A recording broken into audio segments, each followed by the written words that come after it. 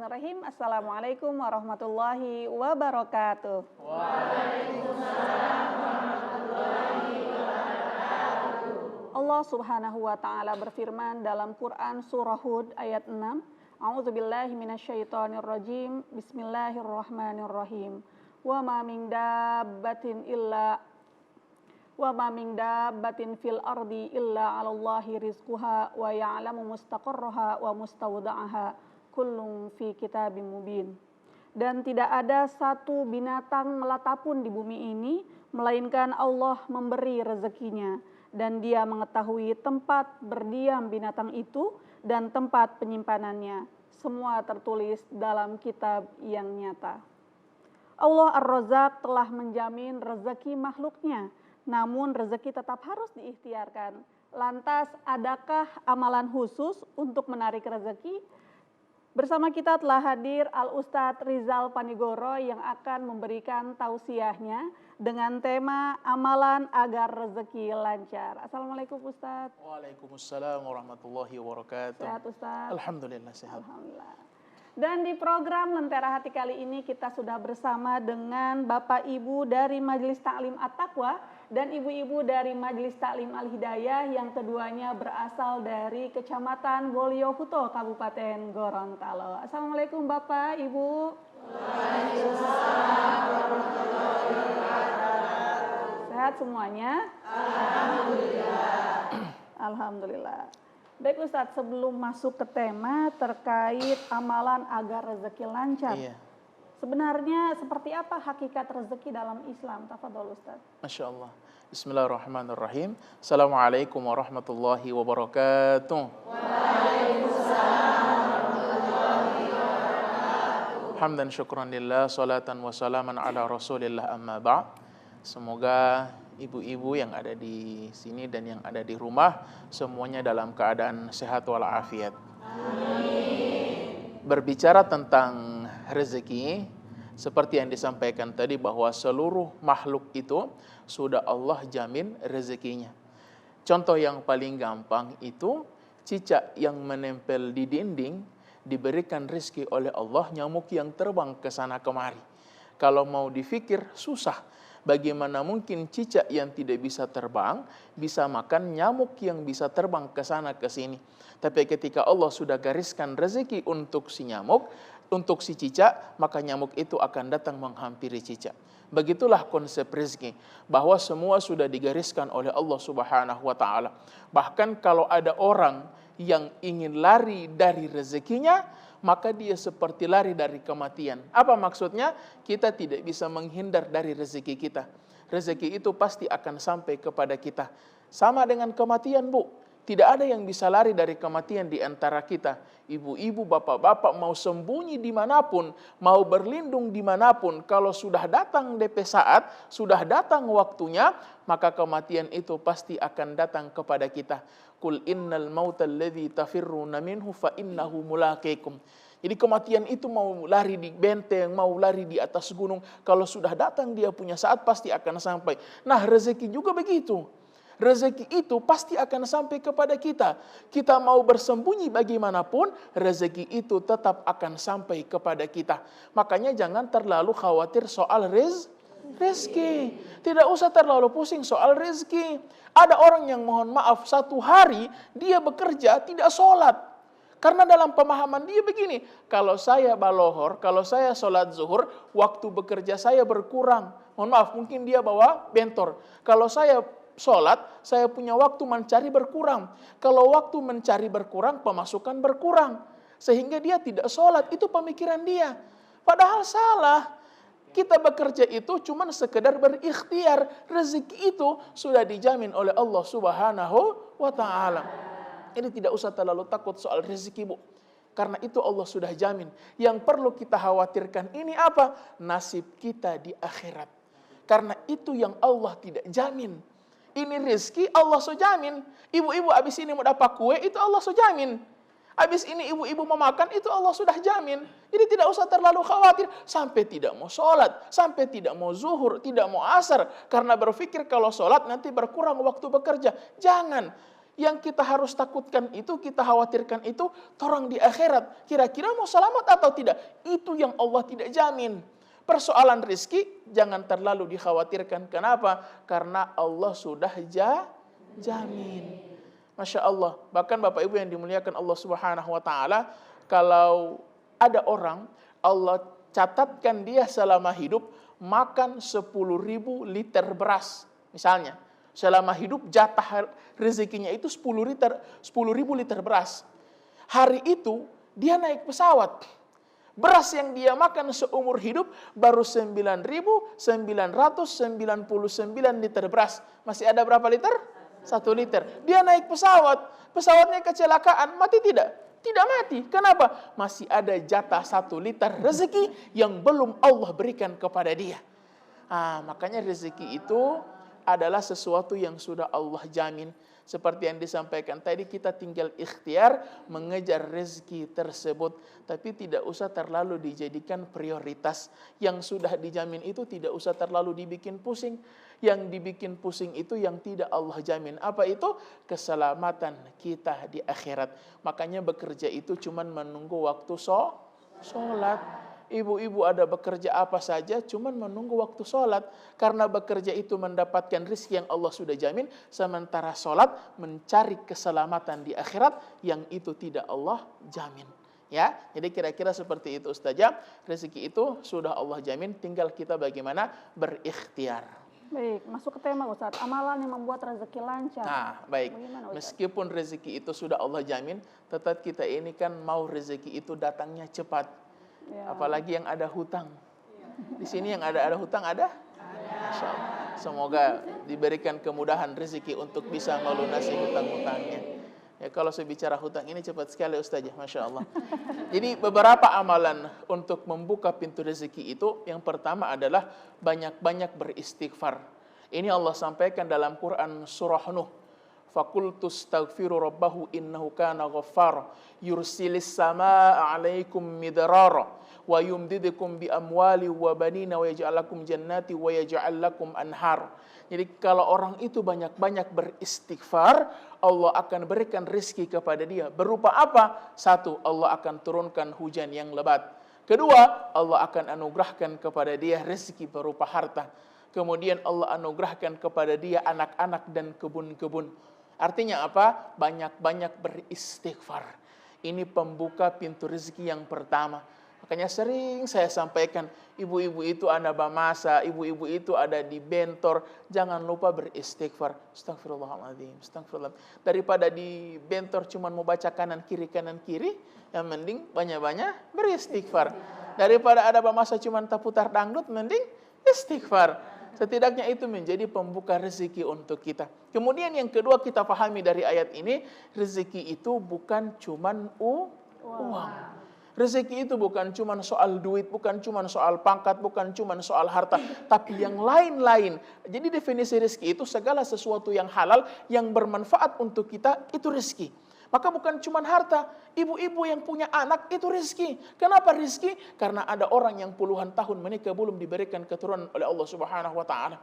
Ada orang yang sudah menikah belasan tahun belum Allah berikan keturunan. Maka siapa yang diberikan keturunan oleh Allah itu rezeki. Karena tidak semua diberikan keturunan oleh Allah Subhanahu wa Ta'ala. Syukuri orang-orang yang hari ini diberikan kemudahan untuk bisa berjalan. Ibu-ibu dari mana tadi? Boleh hutung.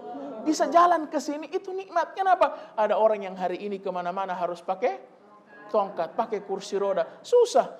Makanya memandang rezeki itu, memandang nikmat Allah itu, jangan cuma lihat dari materi semua. Jangan cuma dilihat dari uang semua. Kenapa? Karena kalau cuma uang yang kita lihat, kita ini akan susah bersyukur.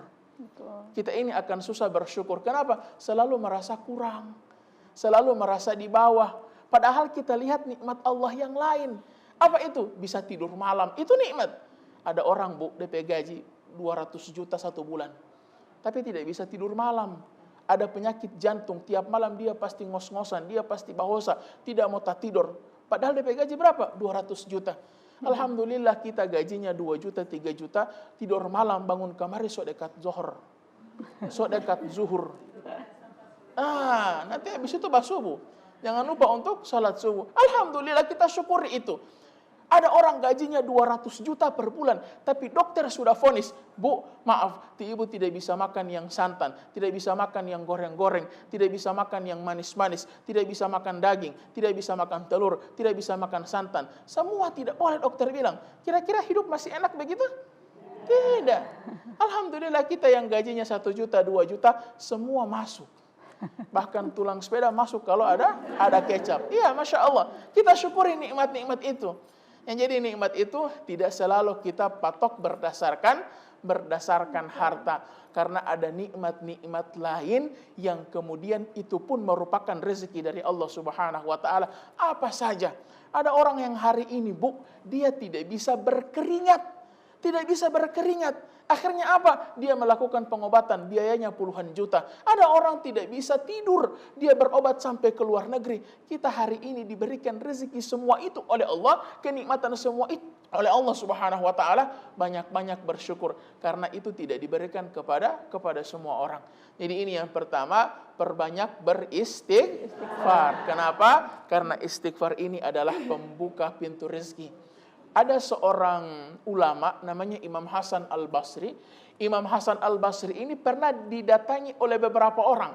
Jadi ada orang-orang datang sama Imam Hasan Al-Basri. Apa yang mereka katakan?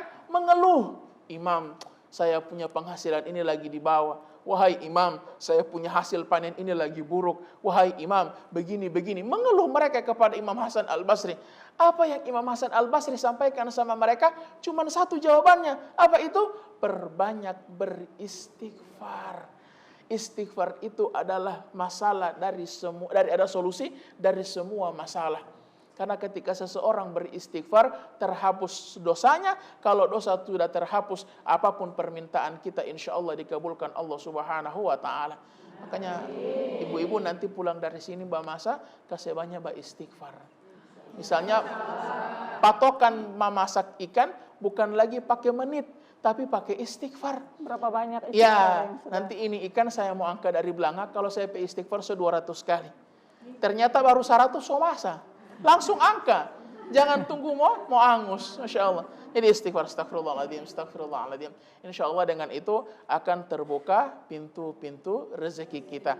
Meskipun tidak selalu materi dan uang. Kemudian yang kedua, amalan pembuka pintu rezeki lainnya itu adalah banyak-banyak bersedekah. Banyak-banyak bersedekah. Ini adalah sesuatu yang sebenarnya sulit difahami kecuali dengan iman. Kenapa? Masa orang makasih keluar justru bertambah rezekinya. Tidak mungkin orang memberi justru bertambah, harusnya berkurang. Kalau dia punya 10, dia kasih sama orang 5, tersisa berapa? 5. Tapi matematika Allah tidak begitu. Justru yang namanya sedekah itu bisa mendatangkan rezeki. Bersedekah itu justru bisa mengundang rezeki untuk datang kepada kita. Makanya di setiap pagi itu ada malaikat yang mendoakan kita. 2 malaikat. Yang pertama itu mendoakan hal-hal yang buruk kepada siapa? Kepada orang yang enggan bersedekah. Yang kedua, dia mendoakan bagi orang-orang yang senantiasa bersedekah di pagi hari. Didoakan kebaikan-kebaikan bagi orang yang bersedekah di pagi hari, termasuk didoakan untuk bertambah rezekinya. Didoakan oleh siapa? Oleh malaikat. Kalau malaikat yang berdoa itu pasti terwujud, pasti tercapai. Kenapa? Karena malaikat tidak bermaksiat. Malaikat tidak ada dosa. Yang bikin doa kita tidak terkabul ini kan dosa. Terlalu banyak dosa kita sehingga doa kita tidak dikabulkan Allah Subhanahu wa Ta'ala. Kalau malaikat yang berdoa, insya Allah terkabul. Makanya banyak orang yang sekarang itu lagi ada program sedekah subuh. Jadi sedekah subuh. Supaya apa? Didoakan rezeki oleh malaikat. Ada yang bertanya, Ustadz, baru tiap subuh ini saya mesti cari-cari panti asuhan. Ustadz, baru subuh-subuh ini saya mesti cari orang-orang susah. Tidak. Untuk sedekah mengundang rezeki itu tidak perlu ke panti asuhan, tidak perlu kemudian cari fakir miskin di luar, tidak. Beli akan nasi kuning keluarga itu sudah termasuk sedekah. Karena sedekah yang paling utama itu sama keluarga. Sedekah yang paling utama itu sama keluarga. Buat bapak-bapak yang menyaksikan tayangan ini, sedekah terbaik itu sama istri, sama keluarga. Jadi jangan sampai kemudian ketika di luar, di kantor, dia Masya Allah tidak segan-segan mengeluarkan uang. Traktir teman, traktir bos. Tapi begitu di rumah, Masya Allah, bunggili luar biasa. Pelitnya na'udzubillah. Padahal sedekah yang paling utama itu adalah dia bersedekah kepada keluarga. Dia bersedekah kepada anaknya. Dia bersedekah kepada istrinya. Nanti ini disampaikan kepada suami-suaminya. Sampaikan bahwa Ustadz bilang sedekah yang paling utama itu adalah sama keluarga. Sini dulu. Jangan ya. Nanti insya Allah bisa-bisa tidak dikasih lagi datang ke majelis ta'lim. Jadi sedekah itu akan mengundang rezeki. Dan sedekah itu Masya Allah, dia bukan mengeluarkan harta, tapi menitipkan harta. Jadi konsep rezeki itu seperti ini. Orang yang naik gunung. Orang ketika dia akan naik gunung, dia bawa ransel, dia bawa tenda, dia bawa makanan, supaya dia tidak berat di perjalanan, maka dia titip sama temannya, dia titip sama masjid, dia titip sama panti asuhan. Begitu sampai nanti dia di akhirat, dia akan ambil semua itu. Jadi dititipkan kepada orang, nanti insya Allah Allah akan berikan balasannya di akhirat, termasuk di dunia. Jadi banyak ayat, banyak hadis yang menjelaskan kalau orang itu bersedekah, Allah akan berikan ganti berlipat-lipat. Pertanyaannya sekarang begini, Ustadz, boleh bersedekah dengan mengharap imbalan di dunia? Bukan tidak ikhlas itu. Kan ada yang begitu, ada yang bilang, kalau mau sedekah jangan mengharap balasan. Kalau mau sedekah itu berharap dari Allah, jangan mengharapkan rezeki di dunia, mengharapkan surga. Tidak, jadi boleh ya. Jadi kalau seseorang kemudian ibu sedekah dengan harapan, insya Allah mau tak pulang kamari 100 kali lipat. Insya Allah mau tak pulang kamari 700 kali lipat. Boleh tidak? Boleh. Kenapa? Karena Allah yang memerintahkan. Allah yang menyuruh untuk bersedekah, supaya Allah akan memberikan ganti yang berlipat-lipat. Sama dengan begini, ada orang bertanya, Ustadz, boleh tidak ibadah itu mengharapkan surga? Boleh tidak beribadah itu karena takut neraka? Boleh tidak?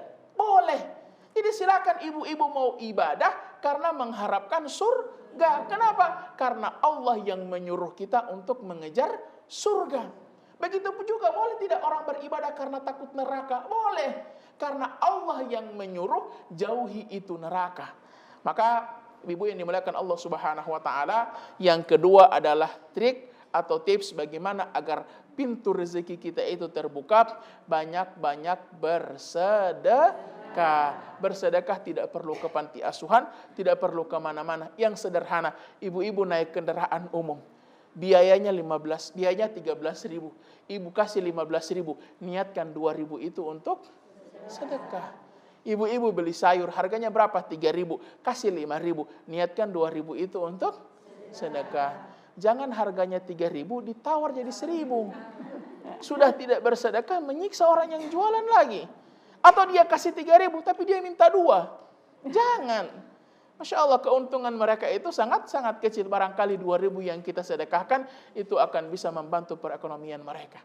Ya, jadi yang kedua apa? Sedekah. Yang pertama adalah istighfar. Kira-kira seperti itu, Ustaz. Baik, Ustaz. Apakah kadar rezeki itu bisa dirubah, Ustaz? Iya. Jadi rezeki ini adalah bagian dari takdir Allah yang kemudian bisa diusahakan. Ya, artinya meskipun rezeki itu sudah ditetapkan oleh Allah Subhanahu wa taala, kita berusaha mencari takdir terbaik kita. Kita berusaha untuk mencari takdir terbaik kita. Caranya dengan apa? Caranya dengan banyak-banyak berikhtiar, melakukan amalan-amalan pembuka pintu rezeki tadi, dan kemudian jangan lupa bekerja. Jangan sampai cuma beristighfar tapi di atas koi. So tidak mau bekerja, so tidak mau mencari. Kenapa? Ustadz bilang di TVRI cukup dengan beristighfar.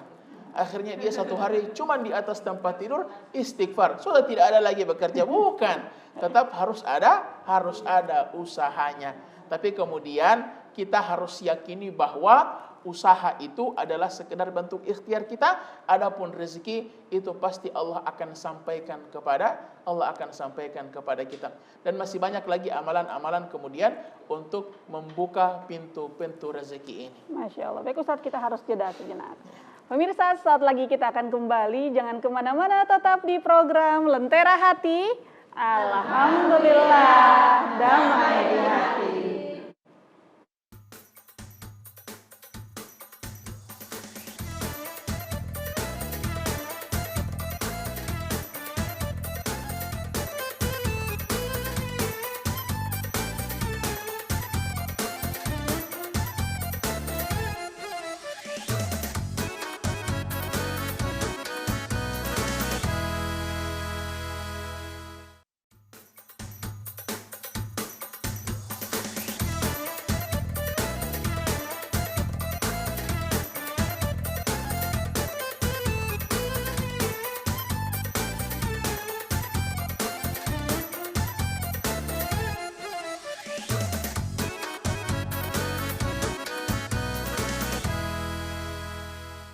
Kembali lagi program Lentera Hati.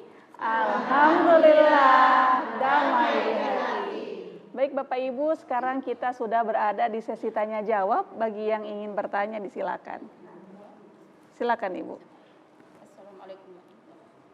Wah, langsung saja Ibu. Assalamualaikum warahmatullahi wabarakatuh. Waalaikumsalam warahmatullahi wabarakatuh. Bismillahirrahmanirrahim. Salatu wassalamu ala asrafil anbiya wal mursalin wa ala alihi wa ashabihi ajmain amma ba'du. Saya hormat Bapak Ustaz. Saya datang dengan salah satu pertanyaan di mana telah dijelaskan tadi dalam Al-Qur'an wa ma min dabbat, di mana di atas bumi adalah seluruh makhluk termasuk manusia yang berakal sehat. Jadi pertanyaan saya, di mana manusia di atas bumi ini dari yang kecil, remaja, bahkan dewasa. Saya tadi disentil tentang mengenai rezeki Pak Ustadz ya. Saya memilih di tengah untuk remaja ya Pak. Di mana rezekinya untuk bagi remaja, misalnya dia masih sementara dalam pendidikan. Nah pendidikan juga ada rezeki ya Pak ya. Nah sementara Allah kasih rezeki untuk dia pendidikannya dan cita-cita sampai untuk menuju ke jenjang sampai berakhir pendidikannya itu mungkin di perguruan tinggi. Nah sementara dia berjuang, di mana dia di situ cita-citanya belum tercapai, Allah sudah memanggil dia. Nah untuk rezekinya sudah ditentukan itu dan tidak tercapai itu pintunya akan diarahkan ke mana dan akan untuk jadi bagaimana ilmunya tadi itu dan makanya tidak dapat dinikmati. Itu satu. Dan yang kedua tadi mengenai sedekah, saya singkat saja Pak ya. Mengenai sedekah, katanya kita sudah mungkin kasih ini, tapi walau hanya sekecil apapun, yang penting sudah bersedekah. Dari uang 1.000, bisa tidak bisa dikurangi, biar cuma harga 2.000, 3.000, berarti sudah bersedekah. Nah bagaimana Pak, bagi kami sebagai istri-istri ya, dalam kepala rumah tangga itu, dalam berkeluarga itu, bapak sebagai kepala rumah tangga, dan ibu sebagai pembina rumah tangga. Dan bagaimana kira-kira ya, bagi ibu-ibu misalnya anaknya lebih dari 4, terus suaminya sudah perlahan sudah tidak bisa berusaha lagi. Nah, bagi ibu dan anak ingin bersedekah lebih. Mungkin ingin hati memeluk gunung, untuk bersedekah itu ingin lebih. Tetapi apa daya tangan tak sampai. Kan semua menafkahi itu dari suami, Pak. Nah, kalau keinginan istri dan anak itu untuk bersedekah lebih, bagi istri kasihan tidak begitu mampu. Nah, bagaimana dengan suami yang lumpuh? Nah, kira-kira keinginan untuk bersedekah itu bagaimana? Baik, insya Allah sudah bisa ditangkap. Terima kasih banyak. Assalamualaikum warahmatullahi wabarakatuh. Waalaikumsalam warahmatullahi wabarakatuh. Baik, dengan Ibu siapa Bu? Dengan tadi tidak sempat perkenalkan nama ya. Dengan Ibu Jariah dari MT Bali. Baik, Ibu Jariah. Baik Ustaz, ada 2 pertanyaan. Yang pertama, seorang anak atau seorang remaja mengejar cita-cita. Sebelum dia menuai hasilnya, sudah Allah panggil duluan. Itu seperti apa Ustaz? Berarti Allah Subhanahu wa taala menjadikan usianya hanya sampai pada waktu yang telah ditentukan. Artinya rezekinya dia cuma berakhir di situ. Dan itu adalah hak kuasa Allah Subhanahu wa taala. Kita tidak bisa protes atas setiap takdir Allah. Misalnya ada orang yang meninggal ketika dia sudah mau capai cita-citanya.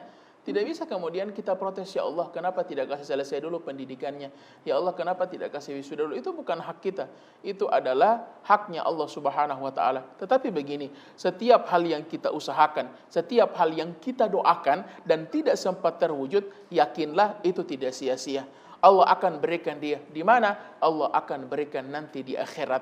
Jadi ibu-ibu berdoa minta rezeki, minta rezeki, minta rezeki. Ternyata Allah tidak kabulkan dalam artian begini. Ibu selalu berada di bawah garis kemiskinan misalnya. Artinya Allah tidak tambahkan ini rezeki. Tapi setiap hari berdoa. Pertanyaannya apakah doa itu sia-sia? Tidak. Kemudian di mana kita bisa nikmati doa-doa itu? Nanti di akhirat. Makanya ada orang di akhirat itu dia kaget ketika pahalanya banyak. Karena dia merasa amalannya tidak sebanyak pahala yang dia dapati di akhirat. Ketika dia tanya kepada Allah, ini pahala apa? Kata Allah, ini doa-doamu yang tidak dikabulkan ketika di dunia. Makanya jangan takut kemudian minta rezeki, ternyata Allah belum berikan rezeki, insya Allah nanti doa-doa itu akan Allah simpan menjadi tabungan pahala untuk kita di akhirat. Termasuk untuk anak yang kemudian sudah berusaha, berjuang, berdoa, ternyata qadarullah, Allah batasi usianya belum sampai mencapai cita-citanya, insya Allah ada kebaikan-kebaikan yang nanti Allah akan simpan untuknya di hari kiamat nanti, insya Allah. Kemudian untuk pertanyaan yang kedua, terkait dengan yang memiliki keterbatasan tapi ingin bersedekah, maka ketahuilah Allah itu sudah membagi porsi masing-masing. Jadi pertanyaan ibu ini sama dengan pertanyaan sahabat-sahabat Nabi. Jadi ada sahabat Nabi itu datang kepada Nabi curhat. Ya, mereka curhat kepada Nabi tapi bukan curhat, ya Rasul, saya punya gas so habis. Ya Rasul, saya punya token so bunyi. Tidak. Tapi mereka curhat kepada Nabi apa? Mereka sampaikan, ya Rasul, orang-orang kaya pahalanya melebihi kami. Kata Rasul, kenapa? Ya Rasul, mereka bisa sedekah, mereka bisa bantu panti asuhan, mereka bisa bikin masjid. Sementara kami yang susah, kami ini tidak bisa ya Rasul. Kami ini suka sekali bersedekah, kami ini ingin sekali bantu masjid, tapi kami tidak diberikan kelapangan dan kelebihan rezeki. Apa yang harus kami lakukan? Maka Rasul memberikan amalan kepada mereka. Apa amalannya? Baca subhanallah, alhamdulillah, Allahu Akbar 33 kali setiap selesai sholat. Akhirnya ini orang-orang miskin ini pulang dalam keadaan bahagia. Kenapa? Mereka mendapati amalan yang bisa menyamai amalan-amalan orang-orang kaya ketika itu. Ternyata yang terjadi, orang kaya dapat dengar itu. Orang kaya juga ikut.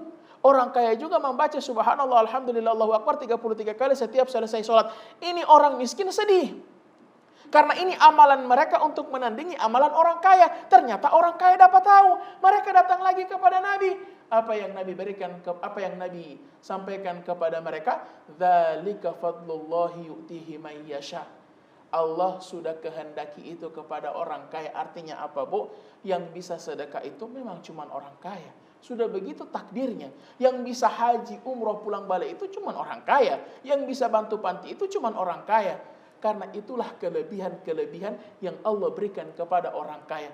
Tapi apakah orang miskin tidak punya kelebihan? Ada. Apa itu? Insya Allah kalau kita miskin kemudian beriman, bertakwa kepada Allah, kita akan masuk surga 500 tahun lebih dulu dibanding orang-orang kaya. Insya Allah. Kenapa? Karena hisab kita sedikit. Sama dengan orang belanja di toko, di warung, semakin banyak yang dia bawa, semakin banyak dia periksa. Kalau dia bawa 1 keranjang, lama dia di kasir. Dia bawa 2 keranjang, lebih lama dia di kasir. Dia bawa 10 keranjang, lebih lama dia di kasir. Kenapa? Semakin banyak yang kita bawa, semakin lama akan diperiksa. Makanya orang miskin, sedikit yang dia periksa, dia akan masuk surga lebih dulu dibanding orang-orang kaya. Insya Allah. Jadi kira-kira seperti itu. Insya Allah, cari amalan lain. Karena bersedekah itu memang hanya untuk yang diberikan kelebihan rezeki oleh Allah Subhanahu wa taala. Tapi cara gampangnya begini, kalau ibu punya tanah di muka rumah 1 meter, 2 meter, suka bersedekah, tanam itu rica. Tanam itu bawang. Nanti kalau jadi, antar sama tetangga, antar sama di depan, kanan, kiri. Apalagi harga rica lagi naik.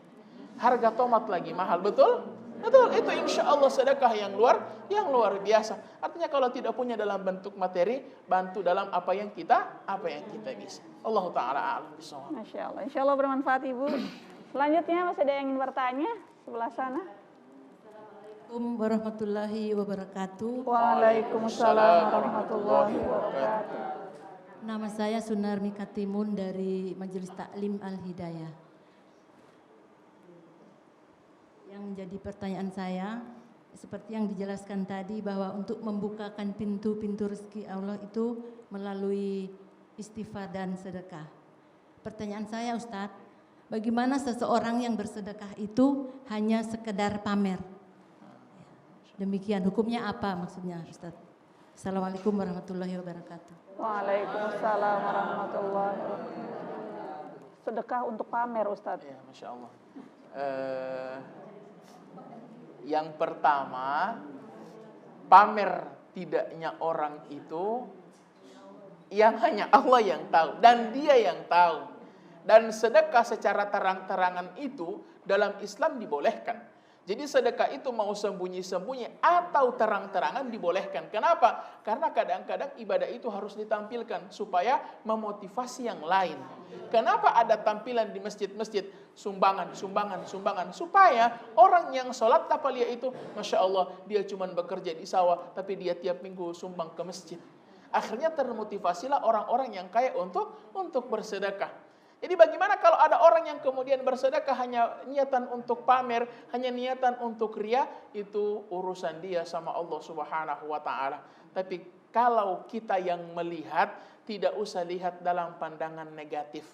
Kalau ibu-ibu dapat lihat orang posting di media sosial, tidak usah bilang, ria ini. Tidak usah.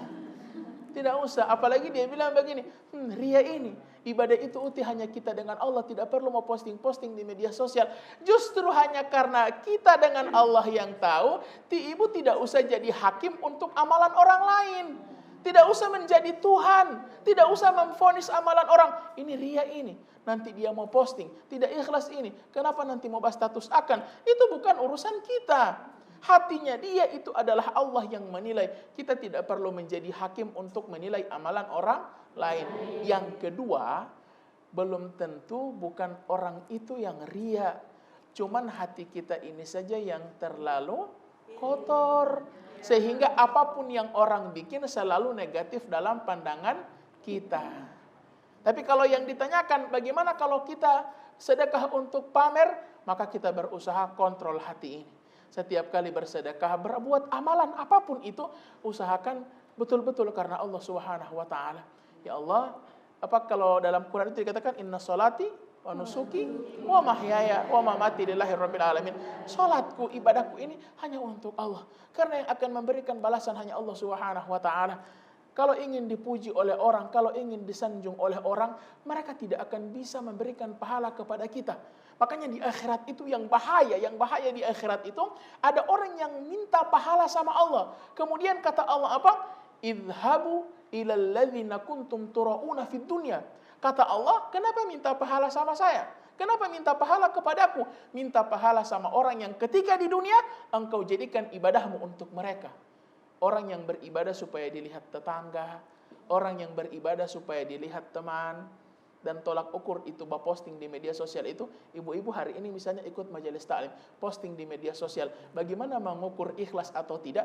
Lihat, kalau yang basukai banyak senang, kalau yang basukai sedikit tidak senang, itu berarti mulai ada penyakit hati. Kalau dia ikhlas, dia tidak peduli dengan itu. Mau ada yang basukai, dia tidak apa-apa. Mau tidak ada yang basukai, dia juga cuek. Karena bukan mencari like dan dislike tujuannya. Ini sekedar untuk memotivasi. Jangan sampai dia posting kegiatan majelis taklim di TVRI. Ternyata tidak ada yang basukai. Sudah 2 jam tidak ada yang basukai. Ternyata apa? Dia punya data tidak menyala. Begitu datanya menyala, tidak ada yang berkomentar. Begitu ada yang berkomentar, cuma tulis up. Ya, Masya Allah. Tidak usah sedih. Karena semuanya untuk Allah. Jadi tinggal dikontrol saja urusan hati itu. Ya, tapi kalau kita beribadah bukan karena Allah tadi, tidak ada balasan untuk kita di akhirat. Amalan kita itu seperti buih yang diterbangkan, seperti kapas yang diterbangkan. Tidak ada nilainya di sisi Allah Subhanahu wa taala. Wallahu taala alam. Baik, insyaallah bermanfaat Ibu. Selanjutnya, silakan Bapak. Terima kasih banyak. Assalamualaikum warahmatullahi wabarakatuh. Waalaikumsalam. Saya Yaakob Plaingo dari Majelis Taklim At-Taqwa Desa Petanga, alhamdulillah masih Kecamatan Bilihutu. Pertanyaan begini Pak Ustadz, kami alhamdulillah sudah mendengarkan taujah yang begitu luar biasa, sepertinya tidak ada lagi yang bisa ditanyakan sebenarnya. Cuma ada pertanyaan yang tadi kan disampaikan sedekah itu walaupun sedikit, dia tetap sedekah, 2.000 mau berapa sedekah.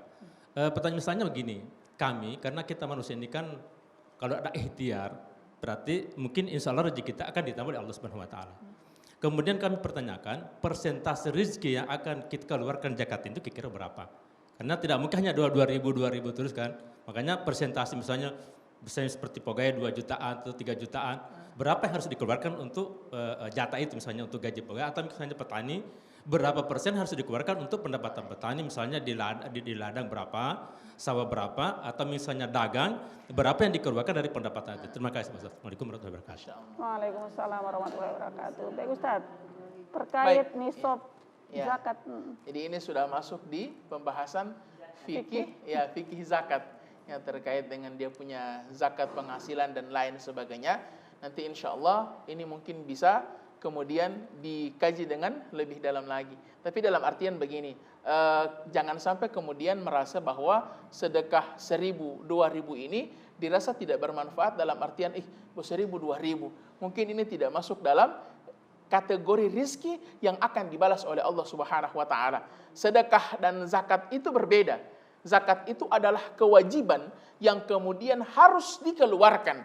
Ketika tidak dikeluarkan maka dia berdosa. Contoh sederhana misalnya zakat fitrah yang dikeluarkan ketika akhir-akhir bulan Ramadan. Itu kewajiban. Ketika dia tidak keluarkan itu dengan sengaja, dia mampu dan dia tidak sengaja, maka itu adalah dosa. Karena dia bagian dari rukun Islam, dia bagian dari kewajiban. Adapun sedekah ini hukumnya tidak wajib.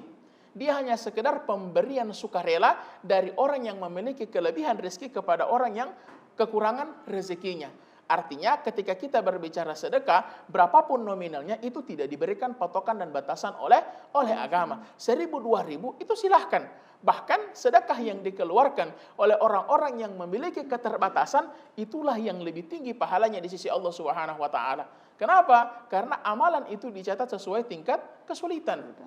Ibu-ibu, mohon maaf, kalau ada orang yang susah, dia sedekah 50.000 dengan orang yang kaya raya sedekah 50.000, 50.000-nya sama. Gambar pahlawannya sama-sama warna biru, tapi pahalanya berbeda. Kenapa berbeda? Karena 50.000 buat orang kaya itu tidak ada nilai. Iya kan? 50.000 itu buat orang yang miliarder, tidak ada nilai itu 50.000. Mungkin yang ada taga GP kamar di Popoji. Tapi buat orang miskin, 50.000 itu berharga sekali. Untuk beli beras, untuk bayar SPP, untuk bayar listrik. Tapi dia sedekahkan itu, maka insya Allah pahalanya lebih besar dari sisi Allah Subhanahu wa ta'ala. Jadi kadang-kadang tidak tentang nominal berapa yang kita keluarkan, tapi bagaimana Allah Subhanahu wa ta'ala menilai sesuai dengan kemampuan kita. Sedekah 1 juta itu banyak tidak? Banyak. Tapi sedikit kalau hartanya 3 triliun. Sedekah 1.000 itu sedikit, tapi banyak kalau hari itu dia cuma pegang 5.000 rupiah. Ya, artinya jangan menyepelekan ibu-ibu kalau ada 1.000, 2.000, sudah kasih saja. Dan di antara cara syaitan menggoda kita untuk tidak sedekah, ibu-ibu lewat di pertigaan, ada orang minta celengan masjid. Kadang-kadang syaitan itu bisik, ya bos 1.000, tidak usah isi. Bos 1.000, tidak usah kasih. Membuat kita merasa minder dengan apa yang akan kita keluarkan. Itu triknya syaitan. Tidak usah, kasih saja 1.000, 2.000. Kalau kata Quran, "Faman ya'mal mithqala dzarratin khairan yarah." Sekecil apapun insya Allah akan mendapatkan balasan di sisi Allah Subhanahu wa taala. Jadi untuk sedekah ini tidak ada patokan harus nominal berapa yang ibu-ibu keluarkan. Cuman sadar diri, jangan sampai sedekahnya 1.000 tapi permintaannya banyak sekali.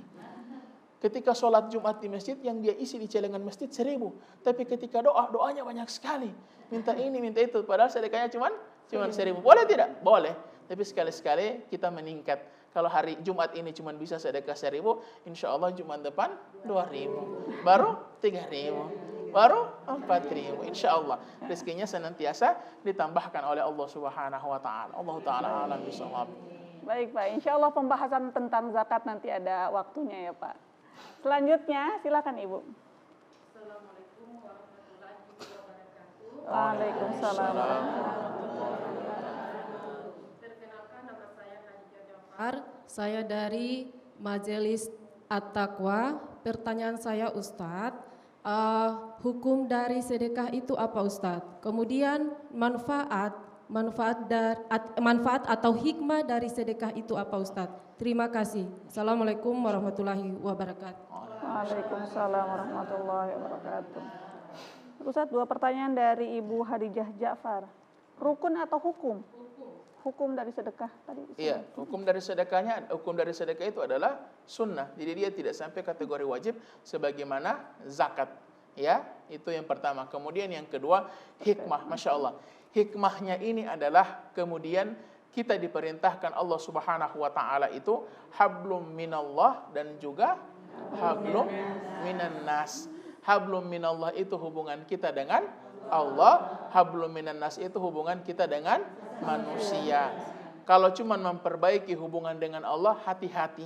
Jangan sampai kita ini terhalang masuk surga karena dosa-dosa kita kepada sesama. Jangan sampai kita perbagus hubungan dengan Allah. Dia sholat, dia puasa, dia baca Quran, tapi dia lupa hubungan dengan sesama. Dia lupa memperhatikan urusan hablum minan nas. Maka sedekah ini adalah hikmahnya adalah apa? Adalah berbagi kepada sesama. Sama dengan orang ketika berpuasa. Ketika berpuasa itu apa tujuan dari puasa itu? Tujuan dari puasa itu adalah dia ikut merasakan apa yang dirasakan oleh orang-orang susah. Ketika dia sudah tahu, ternyata lapar tidak enak, ternyata haus tidak enak, ternyata lapar itu susah, haus itu susah, dia kembali menjadi orang yang mudah berbagi. Artinya berbagi ini adalah bukti kita bahwa kita tidak hanya menjalin hubungan dengan Allah, tapi menjalin hubungan dengan sesama manusia.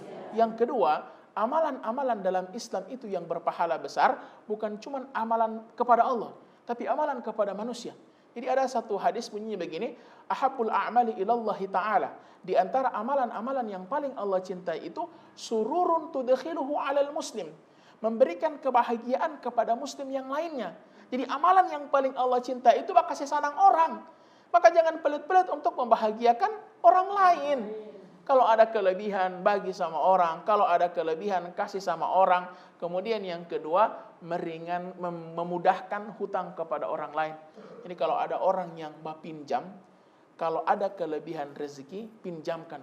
Itu termasuk sedekah. Terlebih, ini hadis sahih ya, terlebih ketika kita berikan kelebihan tambahan waktu. Maka dia terhitung bersedekah setiap harinya sejumlah nominal yang dia pinjamkan. Contoh, orang berpinjam 1 juta, dia janji mau bayar 1 minggu. Ketika 1 minggu, dia bilang, ibu, belum maaf, saya belum ada uang. Kemudian kita ikhlaskan dalam artian, sudah, nanti bayar bulan depan saja. Maka mulai hari ke-8 itu, ibu-ibu terhitung sedekah 1 juta setiap hari. Ya, maka ini insya Allah adalah hikmah dari bersedekah, menunjukkan bukti hablum minan nas kita. Mungkin nanti insya Allah dilanjut setelah ini. Baik pemirsa, saat lagi kita akan kembali. Jangan kemana-mana, tetap di program Lentera Hati. Alhamdulillah, damai di hati.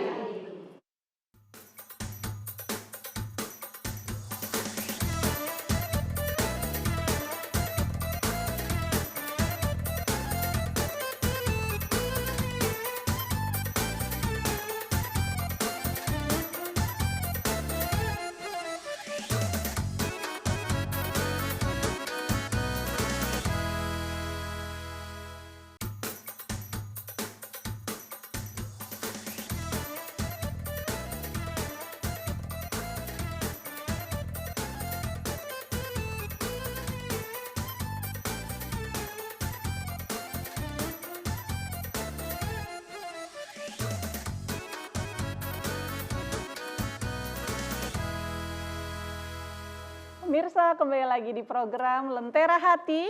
Alhamdulillah, damai di hati. Baik Bapak Ibu, masih di sesi tanya jawab, masih ada yang ingin bertanya, silakan Ibu. Bismillahirrahmanirrahim. Assalamualaikum warahmatullahi wabarakatuh. Waalaikumsalam warahmatullahi wabarakatuh. Terima kasih sebelumnya Ustadz.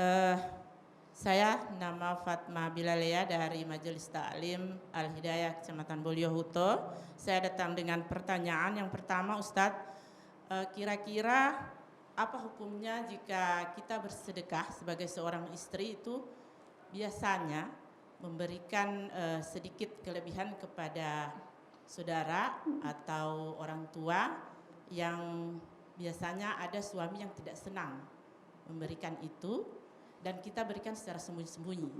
Kira-kira itu bagaimana Ustadz? Kemudian pertanyaan kedua, kita bersedekah atas nama almarhum suami atau orang tua atau siapa saja dari keluarga kita. Karena ada sebagian yang memandang, yang memahami bahwa amal kita sendiri yang sudah mendahului itu pergi dengan amalnya masing-masing. Saya kira cukup. Terima kasih. Assalamualaikum warahmatullahi wabarakatuh. Waalaikumsalam warahmatullahi wabarakatuh. Baik Ustadz, ada 2 pertanyaan dari Ibu Fatma. Yang pertama, hukum sedekah istri secara sembunyi-sembunyi. Insya Allah. Ini adalah masalah yang banyak dijumpai di tengah hubungan rumah tangga. Ketika istri ingin bersedekah, istri ingin membantu, tapi kemudian harus dilakukan secara sembunyi-sembunyi. Dan itu dilakukan pasti karena dia tahu suaminya tidak akan mengizinkan kalau dia minta izin kepada suami. Maka yang pertama, ketika itu itu hartanya adalah milik istri, maka itu silahkan. Ya, dan suami yang baik adalah suami yang tidak menghalangi istrinya untuk berbuat baik kepada keluarganya, apalagi kepada orang tuanya. Artinya istri yang perempuan yang kita jadikan istri ini adalah orang yang dibesarkan oleh ibunya, adalah orang yang dibesarkan oleh keluarganya. Ketika sudah menikah, maka jangan batasi dia untuk kemudian berbakti kepada ibunya, dia berbakti kepada saudara-saudaranya. Tapi ketika itu adalah uangnya suami, maka sebaiknya dikomunikasikan. Sekali lagi, ini adalah bagian dari bentuk ketaatan kita kepada suami. Karena Masya Allah, istri itu saking taatnya kepada suami, ketika dia sudah menikah, maka bakti utamanya itu berpindah kepada suami. Tapi ini bukan berarti kemudian dia melupakan orang tuanya, tidak. Dan itulah kemudian penting suami dan istri sama-sama belajar ilmu agama, agar sama-sama tahu bahwa kemudian menikah itu adalah bukan membatasi suami berbakti kepada orang tuanya, juga tidak membatasi istri dari berbakti kepada keluarganya. Jadi itu ya, kalau itu sisa hartanya. belanja Ustadz, Ya? sisa belanja. Jadi yang harusnya 50.000 belanja karena istrinya ingin bersedekah, jadi dia sisihkan 5.000. Gitu. Silakan. Boleh, Tidak Ustaz, masalah, ya? iya. Karena itu ketika uang belanja itu berarti sudah diserahkan menjadi pengelolaan dari sang istri. Ya, tapi insya Allah semoga ini didengar oleh para suami. Ketahuilah bahwa jangan membatasi istri untuk berbuat baik kepada keluarganya, apalagi sudah diketahui kondisi keluarganya ini agak susah, ya, tidak diberikan bantuan lagi, maka jangan sampai istri ini menjadi tersiksa dalam kehidupan rumah tangganya, ya. Dan semoga Allah berikan kemudahan untuk kepada istri untuk bisa terus berbakti kepada keluarganya tanpa kemudian meninggalkan bakti kepada suaminya. Yang kedua, Pertanyaan kedua, sedekah atas nama orang yang sudah meninggal. oh iya, sampai. Insya Allah sampai. Jadi sedekah atas nama orang yang meninggal dunia itu insya Allah sampai. Jadi kita menyedekahkan atas nama ibu kita, atas nama ayah kita, itu insya Allah sampai. Kita sedekahkan ke masjid, kita sedekahkan ke panti asuhan, sampai. Terlebih untuk orang tua. Sebenarnya untuk orang tua itu, Bu, diniatkan atau tidak, itu pasti sampai. Pasti orang tua kebagian pahalanya. Orang tua kita ada yang sudah meninggal dunia. Kita meniat sedekah itu atas nama orang tua ataupun tidak diniatkan, orang tua dapat bagian pahalanya. Salat kita, bacaan Quran kita, haji kita, umroh kita, setiap kesolehan anak, orang tua itu dapat bagian pahalanya. Kenapa? Karena kita adalah bagian dari orang tua kita. Apalagi yang kemudian disedekahkan atas nama orang tua. Ya, jadi insya Allah tidak usah ragu sampai bagian dari sedekah itu. Dan saya rasa itu tidak ada perdebatan di antara para ulama. Adapun yang menjadi perdebatan itu mungkin bacaan Al-Quran, kiriman bacaan Al-Quran itu yang kemudian terjadi perbedaan pendapat apakah sampai atau tidak. Tapi kalau sedekah untuk orang yang sudah meninggal dunia, silahkan. Ya, Allah Ta'ala a'lam bishawab. Baik, selanjutnya silakan Ibu. Assalamualaikum warahmatullahi wabarakatuh. Waalaikumsalam warahmatullahi wabarakatuh. Nama saya Nismatieni dari Majelis Taklim Al-Hidayah Kecamatan Belihuto. Mohon maaf Ustadz, pertanyaan kami dari satu anggota keluarga misalnya pada saat itu dia hidupnya berkecukupan, tapi karena kedangkalan imannya untuk bersedekah itu belum tersentuh. Pada suatu saat orang tersebut sedikit demi sedikit hartanya menghilang sehingga tidak ada sisanya sama sekali. Ketika dia sudah failit baru teringat mau bersedekah. Karena menurut pendengaran beliau atau tanggapan beliau dari penceramah bahwa rezeki itu akan datang dengan sendirinya. Karena ada Allah yang akan menurunkan rezeki. Sehingga dia berpangku tangan, berkurung dalam rumah dan tidak berusaha lagi. Nah, pada saat itu dia sudah sadar ingin mengeluarkan zakat, tapi dia sudah tidak mampu. Sehingga dari pihak kita yang melihat orang tersebut, kira-kira kiat apa yang akan kita sampaikan sehingga yang bersangkutan bisa hidup tenang dengan keadaannya karena ujian Allah Subhanahu wa taala itu. Sekian. Insyaallah. Baik, langsung saja Ustaz. Iya. Jadi kadang-kadang keinginan untuk beribadah itu justru hadir ketika kita sudah tidak mampu beribadah. Orang ingin bersedekah itu nanti ketika dia sudah susah. Padahal waktu banyak uang tidak mau bersedekah. Nanti sudah datang susahnya baru itu ingin bersedekah. Orang ingin sholat ketika dia masih sehat, masih bisa sujud, tidak mau sujud. Nanti sudah kemudian stroke, baru ingin sekali sholat. Makanya hikmah yang pertama, sebelum saya jawab, hikmah yang pertama adalah manfaatkan kesempatan kita untuk beribadah selagi kita memiliki kesempatan untuk beribadah itu. Kemudian yang kedua, terkait dengan pemahamannya rezeki akan datang dengan sendirinya. Makanya dia sudah tidak bekerja, maka ini adalah pemahaman yang keliru. Dan apa yang harus dilakukan oleh orang-orang yang di sekitarnya, tidak lain, tidak bukan adalah menasihati. Cuma memang orang yang seperti ini barangkali agak susah dinasihati, maka yang perlu dilakukan cari siapa orang yang bisa didengarkan oleh dia. Karena kebanyakan orang itu tidak sembarang mendengarkan nasihat. Dia hanya mendengarkan nasihat dari orang-orang tertentu. Maka cari siapa orang yang bisa didengar oleh dia, sampaikan nasihat untuk kemudian bertawakal kepada Allah, banyak-banyak minta maaf, minta ampun kepada Allah, lalu memulai ikhtiar dia lagi untuk mencari rezeki. Terkait dengan kekurangan ekonominya, silahkan dibantu, ya, silahkan dibantu, karena hal-hal yang buruk yang pernah dia lakukan, misalnya kikir, pelitnya itu tidak perlu dibalas. Insya Allah pahala kita sudah ditetapkan oleh Allah Subhanahu wa taala, dan Allah yang Maha tahu apa yang akan Allah berikan untuk orang tersebut. Yang penting silahkan dibantu. Jangan membalas keburukan dengan keburukan. Karena kalau kita balas keburukan dengan keburukan, kita tidak ada bedanya dengan orang itu. Dia pelit, kemudian kita balas pelit satu sama. Ini tidak ada nilai yang melebihkan kita. Baik kepada orang baik itu wajar. Tapi yang susah itu baik kepada orang yang jahat. Berinfak kepada orang yang bunggili itu luar biasa. Ya, jadi insya Allah semoga Allah berikan hidayah kepada orang tersebut. Allahu taala a'lam bishawab. Baik, insya Allah bermanfaat Ibu. Selanjutnya masih ada yang ingin bertanya, silakan Ibu. Bismillahirrahmanirrahim. Assalamualaikum warahmatullahi wabarakatuh. Waalaikumsalam.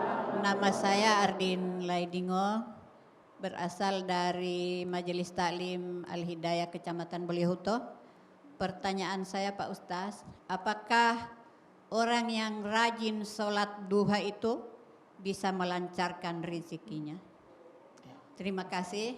Assalamualaikum warahmatullahi wabarakatuh. Waalaikumsalam warahmatullahi wabarakatuh.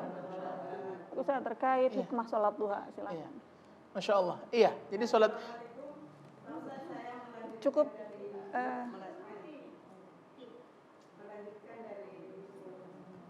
Ibu Ardin, ada berapa macamkah yang untuk amalan memudahkan datangnya rezeki? Ya. Assalamualaikum warahmatullahi wabarakatuh. Waalaikumsalam warahmatullahi wabarakatuh. Jadi tadi yang disampaikan saja baru 2, istighfar dengan sedekah. Sebenarnya ada beberapa amalan lain. Yang pertama adalah dia bertakwa kepada Allah. Sebagaimana firman Allah Subhanahu wa taala dalam Quran surah At-Talaq, "Wa may yattaqillaha yaj'al lahu makhraja wa yarzuquhu min haitsu la yahtasib." Allah akan berikan rezeki dari arah yang tidak diduga-duga. Kemudian termasuk amalan-amalan pagi. Salah satunya adalah dia sholat duha. Sholat duha itu termasuk di amalan-amalan yang mempermudah untuk datangnya rezeki kepada kita. Dan sebaliknya, di antara amalan yang menjadi penghambat datangnya rezeki adalah tidur di waktu pagi. Tidur di waktu pagi itu adalah penghambat rezeki. Karena setiap pagi malaikat itu berdoa, Allahumma barik li ummati fi bukurha. Atau Nabi SAW berdoa, semoga keberkahan bagi orang-orang yang memanfaatkan waktu pagi harinya. Jadi waktu pagi itu perbanyak sedekah, perbanyak untuk sholat duha, karena itu termasuk di antara amalan-amalan yang mendatangkan rezeki. Dan yang terakhir adalah berdoa, semoga Allah Subhanahu wa taala memberikan rezeki kepada kita. Allahumma inna nas'aluka amalan mutaqabbalan wa rizqan halalan tayyiban. Ya, jadi meminta kepada Allah Subhanahu wa taala amalan mutaqabbalan wa rizqan halalan tayyiban, rezeki yang halal dan berkah. Jadi rezeki itu sebenarnya kalau kita mau tidak perlu minta banyak. Karena dalam doa kita baca, Allahumma inna nas'aluka salamatan fid din wa afiatan fil jasad wa ziyadatan fil ilmi wa barakatan fil rizki. cukup minta rezeki yang berkah, rezeki yang cukup. Pas mau beli rumah cukup, pas mau beli oto cukup, pas mau beli HP cukup. Jadi tidak usah banyak itu rezeki. Yang penting cukup. Tiap ada keinginan rezekinya cukup. Ya, Allah Ta'ala alam bisawab. Baik Ustaz, kita sudah berada di penghujung acara, mohon menutupnya dengan doa. Baik, sebelum kita berdoa, materi hari ini adalah materi yang luar biasa karena diakui atau tidak kita manusia butuh dengan yang namanya rezeki. Kita butuh dengan yang namanya rezeki, dan rezeki itu harus kemudian diusahakan. Tapi mengusahakan rezeki bukan berarti melupakan amalan-amalan kita sebagai orang yang akan pulang kepada Allah Subhanahu wa taala. Makanya di samping kita mencari rezeki, jangan lupakan untuk berikhtiar dengan melakukan amalan-amalan yang bisa mendatangkan rezeki ini. Semoga Allah Subhanahu wa taala memudahkan rezeki kepada kita semua dengan rezeki yang halal. Cukup dengan yang halal. Karena kalau seseorang pun mengejar yang haram, maka yang halal itu akan Allah kurangi. Kalau dia mencari lewat jalan yang haram, yang halalnya akan Allah kurangi. Semoga Allah cukupkan kita dengan rezeki-rezeki yang halal dan berkah. Bismillahirrahmanirrahim. Alhamdulillahirabbil alamin. Allahumma shalli ala Muhammad wa ala ali Muhammad. Allahumma inna nas'aluka salamatan fid din wa afiyatan fil jasad wa ziyadatan fil ilmi wa barakatan fil rizqi wa taubatan qabla al maut wa rahmatan indal maut wa maghfiratan ba'dal maut. Allahumma ighfir lil muslimina wal muslimat wal mu'minina wal mu'minat al ahya'i minhum wal amwat innaka sami'un qaribun mujibud da'wat ya qadiyal hajat. Rabbana atina fid dunya hasanah wa fil akhirati hasanah wa qina adzaban nar. Subhana rabbika rabbil izzati amma yasifun wa salamun alal mursalin walhamdulillahi rabbil alamin. Terima kasih atas waktunya Ustaz. Baik pemirsa, jadi seperti itu tadi penjelasan dari Ustadz Rizal Panigoro. Semoga bermanfaat bagi kita semua. Saya ucapkan terima kasih kepada Bapak Ibu dari Majelis Ta'lim At-Taqwa, juga Ibu-Ibu dari Majelis Ta'lim Al-Hidayah, yang keduanya berasal dari Kecamatan Bolyohuto, Kabupaten Gorontalo. Insya Allah sehat selalu ya Bu, Pak. Amin. Juga kepada pemirsa di rumah saya ucapkan banyak terima kasih.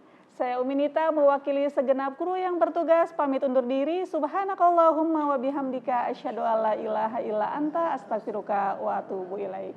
Assalamualaikum warahmatullahi wabarakatuh. Waalaikumsalam warahmatullahi wabarakatuh. Lentera hati, alhamdulillah damai di hati.